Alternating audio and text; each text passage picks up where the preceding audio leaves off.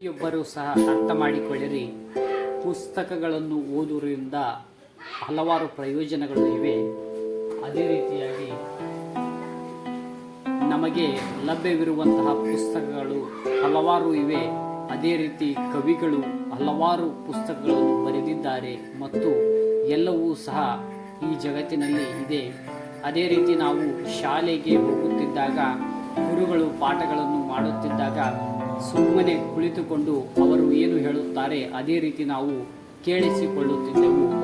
ಅದೇ ರೀತಿ ನಾವು ಈಗಲೂ ಸಹ ಪುಸ್ತಕಗಳನ್ನು ಓದಬೇಕು.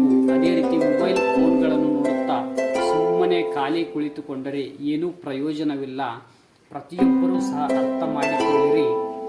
ಪ್ರತಿಯೊಬ್ಬ ತಂದೆ ತಾಯಿಗಳು ಸಹ ಮಕ್ಕಳಿಗೆ ಉತ್ತಮವಾದ ಶಿಕ್ಷಣವನ್ನು ನೀಡಬೇಕು ಎಂಬುದು ಹೌದು.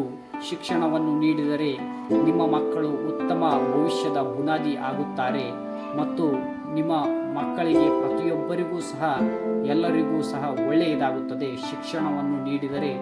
ಮತ್ತು ನೀವು ಏನು ಮಾಡುತ್ತೀರಾ ಆ ಕೆಲಸವನ್ನು ನಿಮ್ಮ ಮಕ್ಕಳಿಗೂ ಸಹ ಕಲಿಸಿರಿ ಮತ್ತು ತಿಳಿಸಿಕೊಡಿರಿ ಅದರ ಬಗ್ಗೆ ಉತ್ತಮವಾದಂತಹ ಒಳ್ಳೆಯ ಕೆಲಸಗಳನ್ನು. ಅದೇ ರೀತಿ ಪ್ರತಿಯೊಬ್ಬರೂ ಸಹ ವಿದ್ಯಾವಂತರಾಗಬೇಕು ಮತ್ತು ಜಾಣರಾಗಬೇಕು ಎಂಬುದಕ್ಕೆ ಸರ್ಕಾರ ಹಲವಾರು ಉಚಿತ ಪುಸ್ತಕಗಳನ್ನು ನೀಡುತ್ತದೆ, ಉಚಿತ ಬಟ್ಟೆ, ಉಚಿತ ಊಟವನ್ನು ಸಹ ನೀಡುತ್ತದೆ. ಅದೇ ರೀತಿ ಪ್ರತಿಯೊಬ್ಬರೂ ಸಹ ಓದಿ ಜಾಣರಾಗಬೇಕು ಮತ್ತು ಎಲ್ಲರೂ ಸಹ ಅರ್ಥ ಮಾಡಿಕೊಳ್ಳಿ.